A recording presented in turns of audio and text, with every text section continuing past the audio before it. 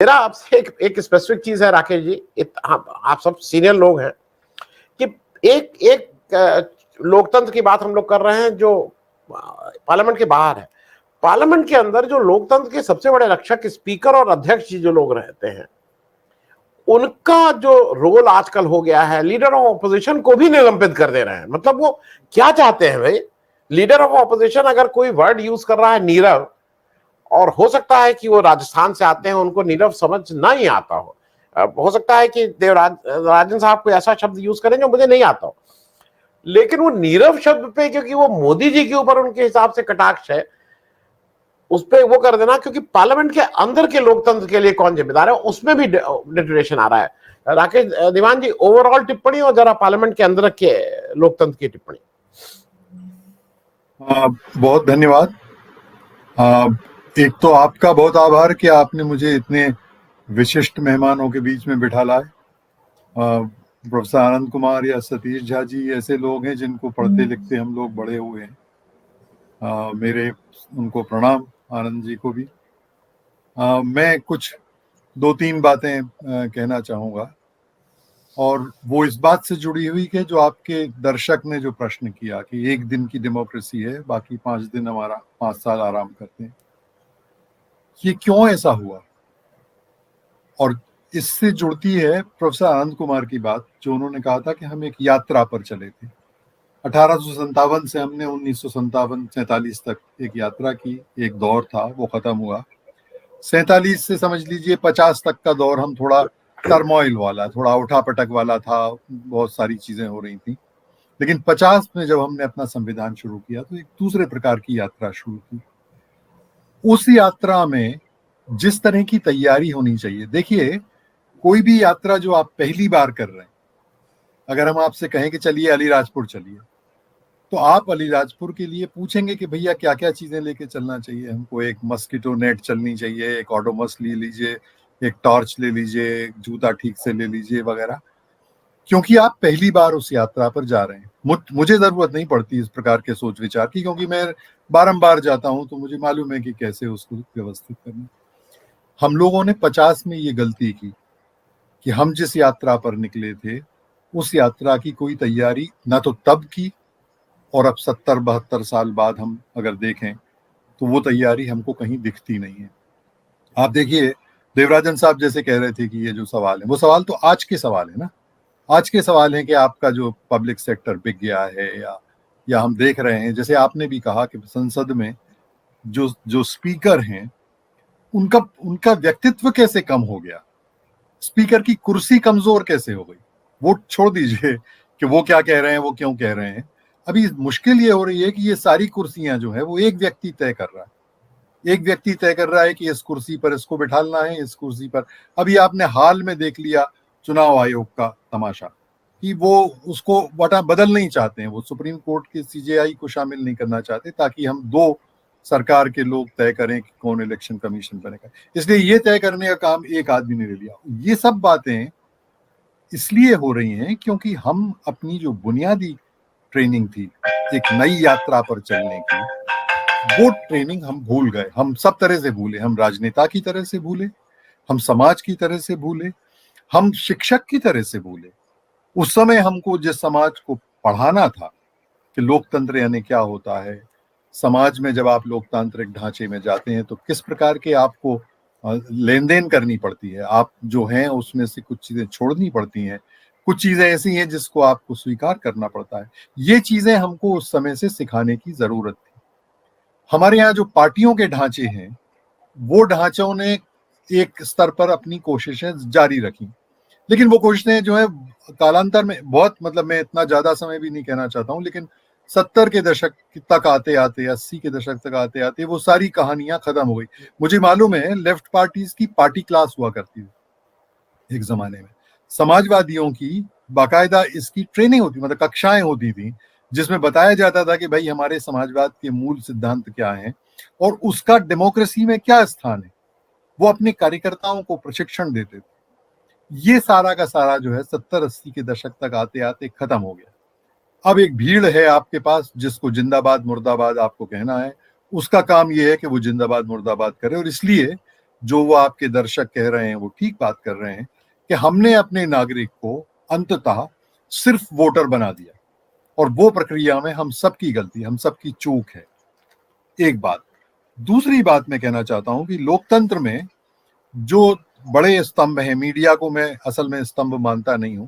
मुझे लगता है कि मीडिया जबरदस्ती पिछलग्गू की तरह इन तीनों स्तंभों में शामिल हो गया है। मीडिया की जो बुनियादी भूमिका है, बाय डेफिनेशन मीडिया समीक्षा का काम करता है, मीडिया समीक्षक है, इसलिए वो उसमें हिस्सा नहीं हो सकता, वो चौथा स्तंभ हो ही नहीं सकता। अगर वो समीक्षक है तो वो चौथा स्तंभ नहीं होगा। लेकिन हो क्या रहा है कि उन तीनों स्तंभों की गलबैयां डाल करके मीडिया जो है मजे कर रहा है। जो जो सुविधाएं तीनों स्तंभों को मिलती हैं वो सुविधाएं इसको भी प्राप्त होती हैं वैध अवैध तरीके से, और इसलिए मीडिया का भी कुछ नाम लेवा नहीं बचा अभी धीरे धीरे करके। लेकिन जो तीन हमारे प्रमुख लोकतंत्र के स्तंभ थे, कार्यपालिका, विधायिका और न्यायपालिका, इन सब में हमने एक पालिका को सर्वाधिक ताकत दी है, और वो है विधायिका।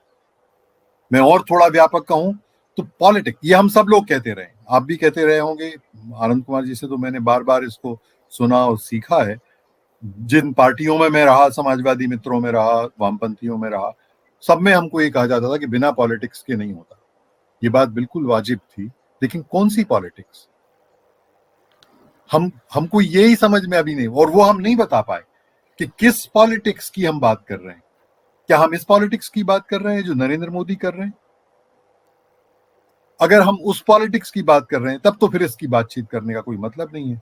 लेकिन हम 70 साल में जिस क्लास को सर्वाधिक ताकतवर बना पाए, वो राजनीतिक क्लास है, वो पॉलिटिकल क्लास है। वो तय करती है बाकी दोनों स्तंभों के बारे में। वो तय करती है कि किसको अधिकारी बनाना है, वो तय करती है किसको न्यायाधीश बनाना है, वो तय करती है कि किसको संसद में लाना है, किसको स्पीकर बनाना है, किसको डिप्टी स्पीकर बनाना है। आप सोचिए किस प्रकार से बनते हैं ये।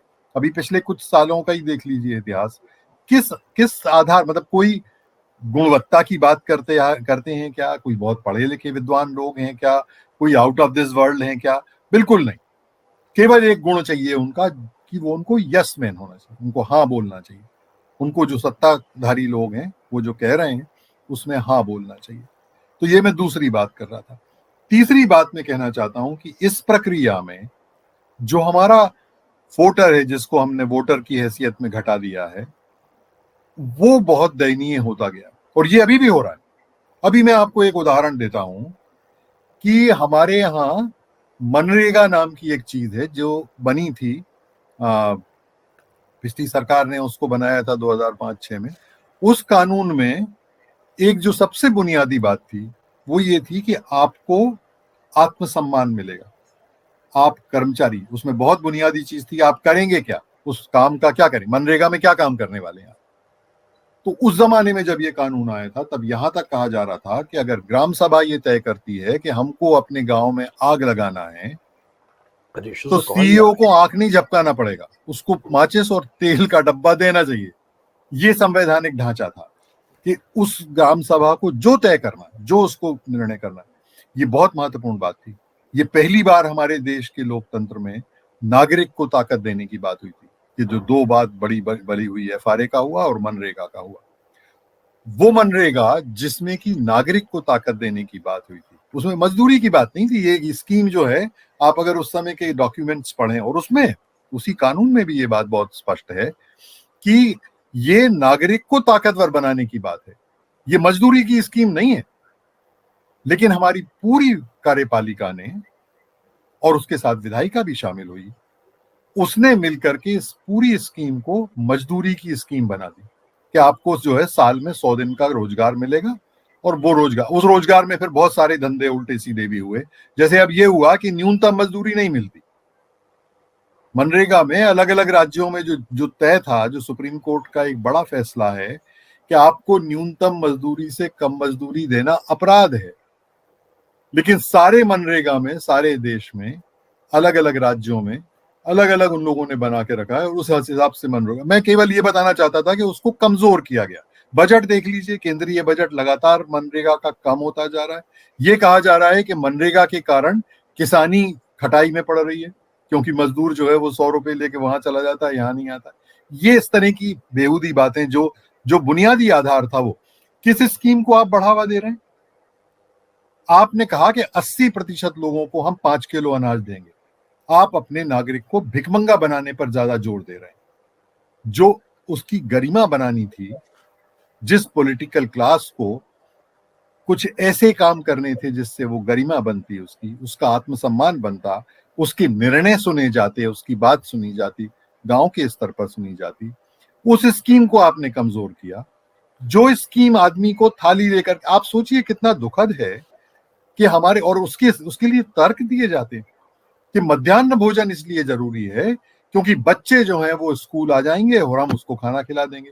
ये तो बिल्कुल वो जो अब नया नोबेल पुरस्कार प्राप्त जो बेचारा है, जो कहता है कि आपको दाल बांट दो तो वैक्सीन लगा सकते हैं, ये नोबेल पुरस्कार प्राप्त जो विद्वान है, यही हमारा दिमाग चल रहा है कि आपको बच्चे को इसलिए खाने के लालच में आप बुला लीजिए और वो स्कूल में आकर के पढ़ लेगा। लेकिन आप अंततः क्या कर रहे हैं? वो तो भिखमंगे की हैसियत में चला गया ना। वो तो एक कटोरी लोटा लेके जाता है और आपकी दया पर निर्भर है कि आप उसको क्या खिलाने वाले। आप उस पर ज्यादा जोर दे रहे हैं। आपके बजट का बड़ा हिस्सा नागरिक को दयनीय बनाने में लगा हुआ है, नागरिक को स्वतंत्र और ताकतवर और सक्षम बनाने में नहीं लगा हुआ है। ये मैं तीसरी बात कहना चाहता था। एक बात और छोटी सी कह के मैं अपना मामला खत्म करता हूं कि इस पूरी प्रक्रिया में जो स्वावलंबन की बात थी, जो गांधी चीख चीख के कहते रहे कि भाई आपको कोशिश करनी चाहिए कि आप जो हैं वो ऐसे ढांचे, इस स्तर के ढांचे बनाएं जो आपके हाथ से बाहर ना जाएं। हम लोग जो हैं आजादी के बाद से लेकर के आज तक जिस विकास के नाम पर भी जो हम कहानियां सुनाते हैं, आप देखिए एक मोदी साहब हैं जिन्होंने एक किताब लिखी है, अभी हाल में वो किताब आई है। उस किताब में उन्होंने सारे प्रधानमंत्रियों की छीछालेदर की है, ये कहते हुए कि जो प्राथमिक शिक्षा का सवाल था, जो अभी हमारे सतीश झा जी ने कहा और लोगों ने भी, आनंद साहब ने भी कहा कि प्राथमिक शिक्षा के प्रश्न को हमारे सारे प्रधानमंत्री भूल गए। जवाहरलाल नेहरू ने आईआईटीज बनाए, आईआईएम्स बनाए गए, जेएनयू बनाए गए, ये सब बनाए गए, ये उच्च शिक्षा के संस्थान बने और कमाल के बने, मतलब उसमें मैं कोई प्रश्न ही नहीं कर रहा हूं, बहुत ही कमाल के बने और बहुत बड़ा कंट्रीब्यूशन था। लेकिन जो प्राथमिक शिक्षा थी, जो हमारे बच्चा राष्ट्र जो था उस समय लोकतंत्र के लिहाज से, उसमें प्राथमिक शिक्षा की बात हमने उस प्रकार से नहीं की। और ये मोदी साहब का तो मुताबिक तो ये कहना है कि सारे प्रधानमंत्री, जवाहरलाल नेहरू से लेकर के नरेंद्र मोदी तक, किसी प्रधानमंत्री को ये होश नहीं आया कि उस शिक्षा, जो प्राथमिक शिक्षा है, आज की तारीख में आप देखिए कि प्राथमिक शिक्षा का क्या तमाशा हो रहा है। ये एक अलग विषय, अलग चर्चा का विषय है, कभी उस पर अपन बातचीत करेंगे। लेकिन शिक्षा का क्या हो रहा है भाई साहब? ये सारी चीजें जो है वो उन्होंने कोविड पर डाल दी हैं कि कोविड के कारण भाई साहब हम सब ये हो गया और मोबाइल आ गया और फला हो गया, ये हो गया। आपको मालूम है हजारों बच्चे अशिक्षित रह गए या अर्धशिक्षित रह गए, या उनको समझ ही नहीं आ रहा कि वो क्या हो रहा है। इसके बारे में हमारे समाज की कोई चिंता भी नहीं है। तो खैर वो एक अलग प्रश्न है। लेकिन मैं कह रहा हूं कि जो आपके हाथ में हो ऐसा विकास होना चाहिए। आप लेकिन ऐसा नहीं करना चाहते।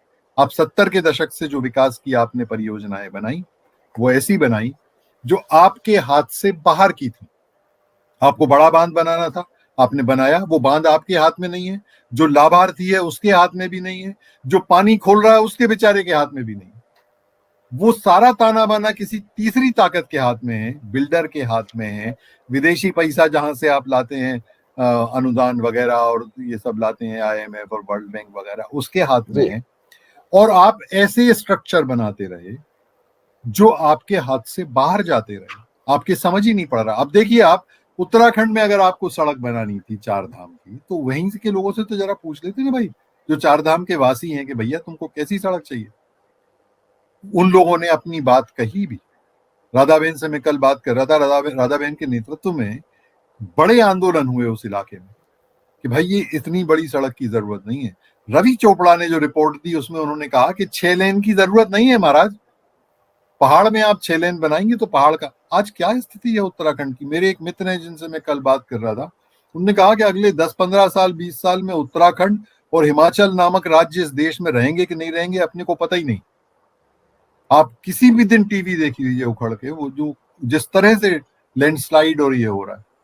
तो मेरा ये कहना है कि हमको, मतलब मैं यहाँ अपनी बात समाप्त करना चाहता हूँ कि इन बुनियादी चीजों को, क्योंकि हम ये सुनते नहीं है, लोग कहते हैं कि ये तो पागलपन है, आप पता नहीं किस दुनिया की बात कर रहे हैं, ये तो बड़ा आसमानी सुल्तानी मामला है ये। लेकिन भाई साहब, कभी ना कभी इस आसमानी सुल्तानी को तो पकड़ना पड़ेगा। अगर आपको आज की स्थिति को बदलना है, या सुधार नहीं है, बदलने का छोड़ दीजिए, वो थोड़ा बाद की परिस्थिति है, लेकिन अगर सुधारना भी है तो आपको इन बुनियादी बातों पर विचार करने की जरूरत है। आपका नागरिक ताकतवर बने और वो पार्टिसिपेट करे, तब आपका लोकतंत्र जो है वो जीवंत होगा। ये लोकतंत्र जीवंत नहीं होगा, ये तो कबाड़ा ही होने वाला है जी। बस। राकेश दीवान साहब, अंतिम, क्योंकि मेरा समय समाप्त है, लेकिन एक बहुत क्विक रिएक्शन। मैं सिर्फ ये समझना चाह रहा हूं कि लोकतंत्र के लिए बहुदलीय व्यवस्था हिंदुस्तानी कंटेक्स्ट में ज्यादा ठीक है, या दो दलीय, जैसे बहुत से दो बड़े ध्रुव हो जाते हैं, क्योंकि हमारे यहाँ डाइवर्सिटी बहुत ज्यादा है, तो आपको दो दलीय इंपॉर्टेंट ध्रुव या बहुदलीय?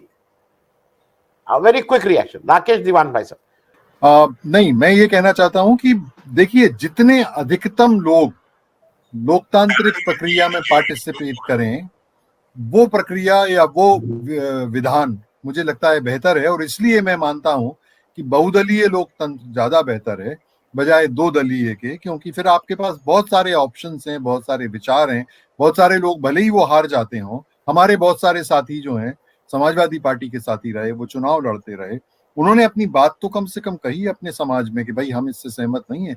अब हमारे मध्य प्रदेश में तो दो ही पार्टियां हैं, भाजपा और कांग्रेस, लेकिन बहुत सारे लोगों ने, और उसमें एक बड़ा तबका पार्टिसिपेट किया उस पूरे चुनाव की प्रक्रिया में। इसलिए मुझे लगता है जो आपका प्रश्न है उसका जवाब यही है कि बहुदलीय प्रणाली जो है वो हमारे लिए ज्यादा मुफीद है, क्योंकि ज्यादा लोग उसमें पार्टिसिपेट कर पाते हैं। जी, जी।